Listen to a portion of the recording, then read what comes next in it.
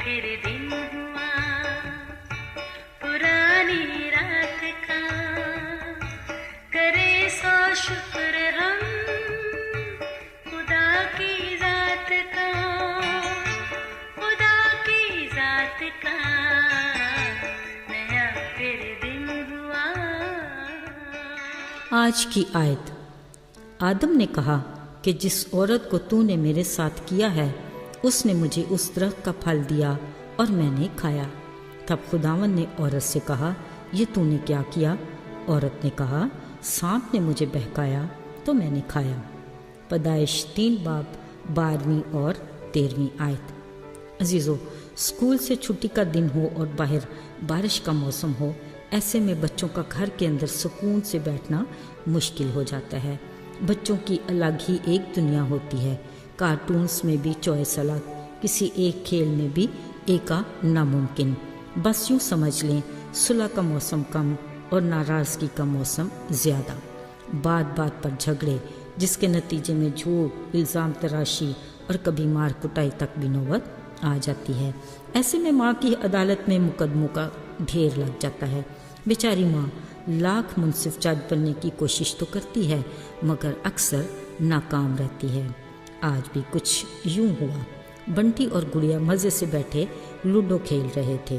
कुछ देर तो खेल का माहौल खुशगवार रहा, फिर हल्की फुल्की नोक झोंक शुरू हुई तो बात इल्ज़ाम तराशी तक जा पहुंची। वो तो अच्छा हुआ कि मामला जल्द संभल गया, मगर इस झगड़े का असल मुजरम कौन? थोड़ी बहुत डांट डपट के बाद माँ ने सज़ा के तौर पर लूडो के खेल को घर में हमेशा के लिए ममनू करार दे दिया। अजीज़ों, इंसानी फितरत में इल्ज़ाम तराशी का आगाज़ गुनाह की इब्तिदा से हुआ। इल्ज़ाम तराशी के साथ झूठ का अंसर, ये गुनाह के बीज की ऐसी फसल है जो इंसान में कड़वेपन को जन्म देती है, जो बहुत सी खराबियों का बायस है। आज बाग़ अदन में भी कुछ इसी तरह का मुकदमा आदिल मुनसिफ खुदा के सामने पेश हुआ। आदम और हवा खिलाफ मामूल पत्तों के कपड़े पहने खड़े थे, साथ अबलीस भी कहीं आसपास ही था। बात शुरू ही इल्ज़ाम तराशी से हुई। आदम ने कहा, जिस औरत को तूने मेरे साथ किया है उसने मुझे उस दरख्त का फल दिया तो मैंने खाया। अजीज़ों, ज़रा देख लीजिए, आदम ने उस खुदा पर इल्ज़ाम लगाया जिसने आदम को अकेला देखा तो उसे अच्छा न लगा। फिर उसके लिए मददगार हवा बनाई जिसको देखकर आदम खुश था। फिर उसने हवा पर इल्ज़ाम लगाया, वो साथी जिसके लिए उसने कहा था ये मेरी हड्डी में से हड्डी और गोश्त में से गोश्त है, यानी नर से निकली है, इसलिए नारी कहलाएगी। मगर अब जब मुश्किल में पड़े तो तमाम रिश्ते बालाए ताक रख कर एक दूसरे पर इल्ज़ाम तराशी के वार शुरू हो गए। फिर जब हवा पर इल्ज़ाम लगा तो उसने खुद को बचाने के लिए अबलीस पर इल्ज़ाम लगाया कि सांप ने मुझे बहकाया तो मैंने खाया। यूँ उसने इस सारे गुनाह और कसूर का जिम्मेदार अबलीस को ही ठहरा दिया। हालांकि जब अबलीस ने फल के बारे में हवा से गुफ्तगू की तो उसने तसल्ली से बात को सुनकर इत्तफाक किया और ख़ुद से फल खाने का फ़ैसला किया।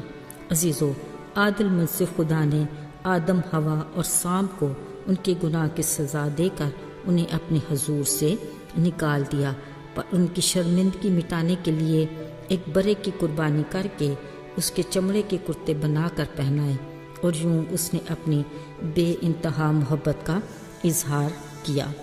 अजीज़ों, इल्ज़ाम तराशी बड़ा आसान अमल है जिसकी बुनियादी वजह वो शर्मिंदगी है जो गुनाह के बायस तारी होती है। फिर इस शर्मिंदगी से बचने के लिए हम झूठ का सहारा लेते हैं। फिर इस झूठ को छुपाने के लिए कई झूठ बोलते हैं, मगर बेचारा झूठ आखिरकार पकड़ा ही जाता है क्योंकि उसके पाँव नहीं होते।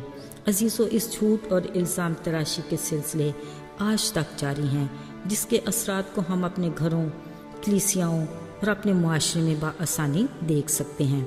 असल मुजरम कौन? तलाश करते कई बेगुनाह सज़ा पा जाते हैं। काश हम ऐसे मामलात को आदिल मुनसिफ खुदा की अदालत में रखें। अजीज़ों, हम इस हकीकत को भी बखूबी जानते हैं कि वो हमारे इरादे, सोच और ख्याल से वाकिफ़ है, पर सोचने की बात तो ये है कि ऐसा क्यों है।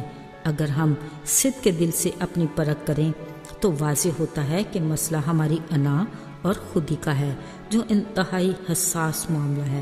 بلا شبہ ہم انسان خطا کے پتلے ہیں، بدی برائی تو ہم سے سرزد ہوتی ہی رہتی ہے، مگر ہم برا کہلانا نہ پسند کرتے ہیں، نہ ماننے کے لیے تیار ہوتے ہیں۔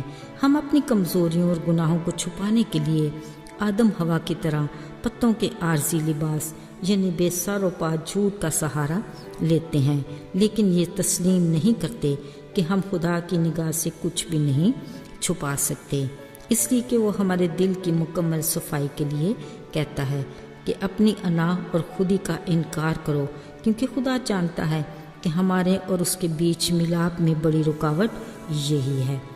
عزیزو، خدا باپ ہمیں مکمل طور پر اپنی رفاقت اور قربت میں رکھنا چاہتا ہے، اس لیے وہ ہمیں تلقین کرتا ہے کہ اگر میرے پیچھے آنا چاہو تو پہلے اپنی انا پرستی اور خودی سے انکار کرو، پھر اپنی صلیب اٹھا کر میرے نقش قدم پر چلو۔ عزیزو، یاد رہے، انا اور خود پرستی ایسی رکاوٹیں ہیں جن کو ہم اس کے نام کی قوت سے ہی اپنے اندر سے گرا کر اس کے فضل کے زیر سایہ بھرپور زندگی گزار کر کامیابی سے ابدیت کی راہ پر چل سکتے ہیں۔ آئیے دعا کریں۔ پیارے آسمانی باپ، ہم تیرے عظیم کفارے کے لیے شکر گزار ہیں۔ توفیق عطا کر کہ ہم تیرے اس ملاپ کے بیچ حائل انا اور خودی کو دور کر کے سدا تیری رفاقت میں رہیں۔ یسوع کے مبارک نام میں آمین۔